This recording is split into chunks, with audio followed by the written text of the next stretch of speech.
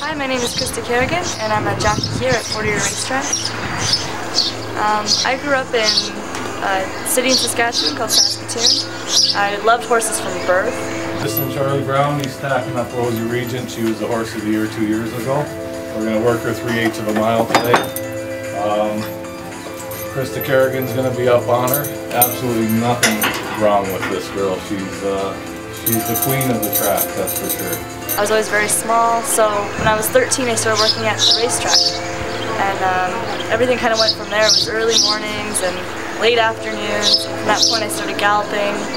I came out to Toronto when I was 18 after high school to ride, and ended up just kind of galloping and getting better and going back home, and I started my racing career in Saskatoon. She's a big strong filly, so we make sure that the riders always have a shot to steer them well. And lucky for us, Rosie's a classy girl, so she'll stand here and enjoy all the presence of everybody that's involved.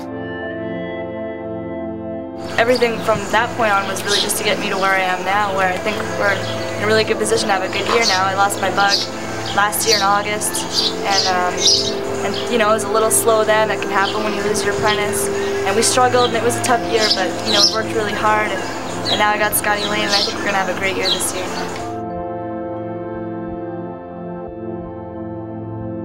Well, I've had some trainers that have been really fortunate that have believed in me. I haven't necessarily had a whole lot of luck and a whole lot of success, but I have had people that were very key.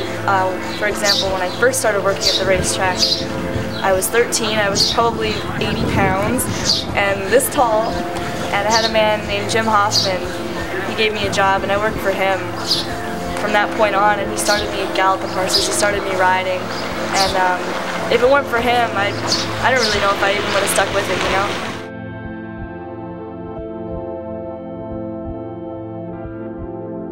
Greg Tracy was really good to me when I first started. Red Smith was great.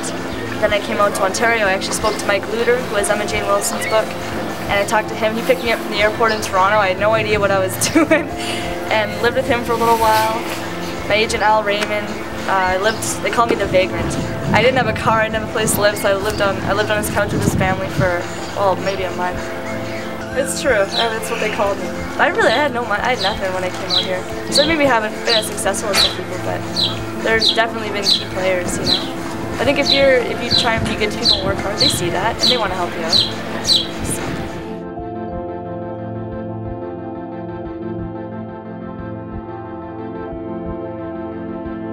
And last year, actually, Daryl Ezra, I won 11 races for him, and I only won 20 races last year, so you can imagine if he had thrown me some horses, it would have been a lot tougher of a year. He's been a really big help. We have some crazy luck sometimes with his horses, and this year now with Scott and stuff, and we seem to be getting our foot in the door everywhere, so we've been lucky.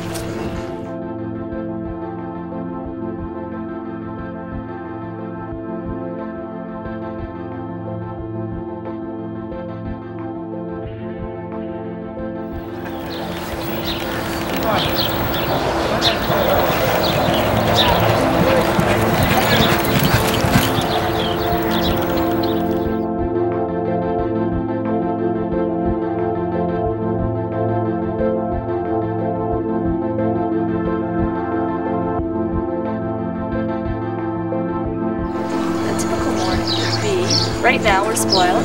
As they said, the track only opens at 7 o'clock, so we get here about 1:45, 6:45. I know a lot of guys just roll in bed. I tend to get up about 5:15, so I take a good hour, I watch the weather and the sports highlights from the day before, so I have something to talk to the guys about, and definitely have a couple liters of coffee.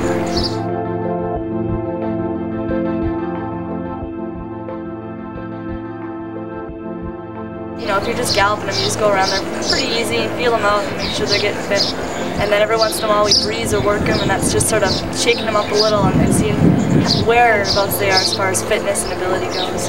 And then from that point on, we'd sort of talk about where they might run in a week or 2 weeks' time. So after the track, you know, opens at 7, it closes at 11. After 11 o'clock, we'll walk around and see anybody about maybe a race coming up or a horse that we rode. So that's like a typical morning here in Fort Erie. Usually once racing starts, we don't have as many horses to get on. Right now we get on about 8. I guess it'll be like 2 or 3. Scotty says it'll be 2 or 3, we'll see. Actually, I was always surprised. I remember thinking about the jockeys before I was riding, and it's a pretty relaxed place. It's one of the only sports, it might be the only sport that I know of, where you compete against each other and you go back to the same locker room and you're supposed to get along. So there are moments. You know, there's arguments and emotions run high, you know, your adrenaline's going. So every once in a while there's some argument, there's some tension, but you know, for the most part, we spend so much time together. It's not necessarily a family, but pretty close.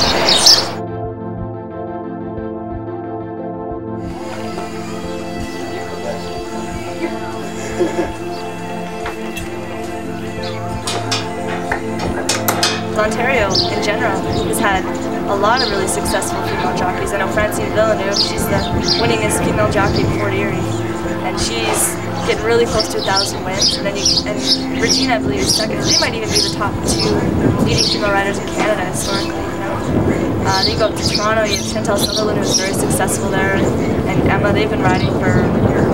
I guess Emma's riding for 6 years, Chantal's been riding for 10. So it's definitely a different game up here. Where I came from, I was generally the only female rider. Saskatoon, I was the only female gallant person.